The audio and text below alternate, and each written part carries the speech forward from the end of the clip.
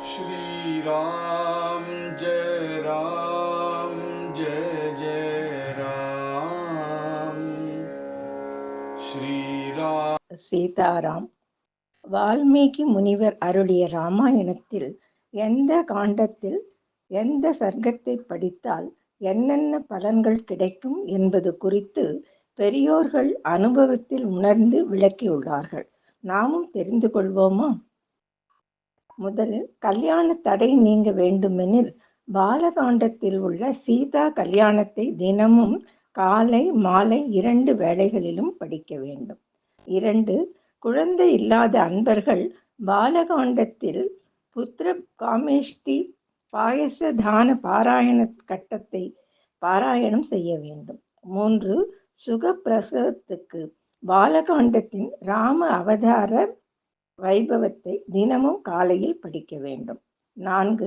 தவறான வழியில் செல்லும் பிள்ளைகள் நல் வழிக்கு திரும்ப வேண்டுமெனில் தினமும் காலையில் அயோத்தியா காண்டத்தில் கௌசல்யா ராம சம்வாதத்தை படித்து வர வேண்டும். 5. அரசாங்க காரியங்களில் வெற்றி கிடைக்க அயோத்தியா காண்டத்தில் விவரிக்கப்படும் ராஜ தர்மங்களை காலையில் பாராயணம் செய்ய வேண்டும். 6. ஏவல், பில்லி, சூன்யம் போன்ற தீவினைகள் நீங்க தினமும் மாலையில் லங்கா விஜயத்தை படித்து வர வேண்டும்.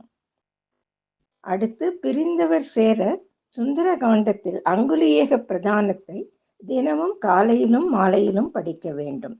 அடுத்து கெட்ட கனவுகள் வராமல் இருக்க சுந்தர காண்டத்தில் திரிஜட்டா ஸ்வப்னம் குறித்த பகுதியை காலையில் படிக்க வேண்டும்.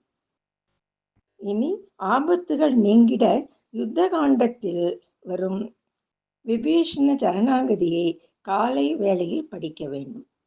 அடுத்து மறுபிறவியில் சகல சம்பத்துகளும் சுகங்களும் பெற்று திறக்க ஸ்ரீராம பட்டாபிஷேகத்தை தினமும் காலையில் பாராயணம் செய்து வர வேண்டும்.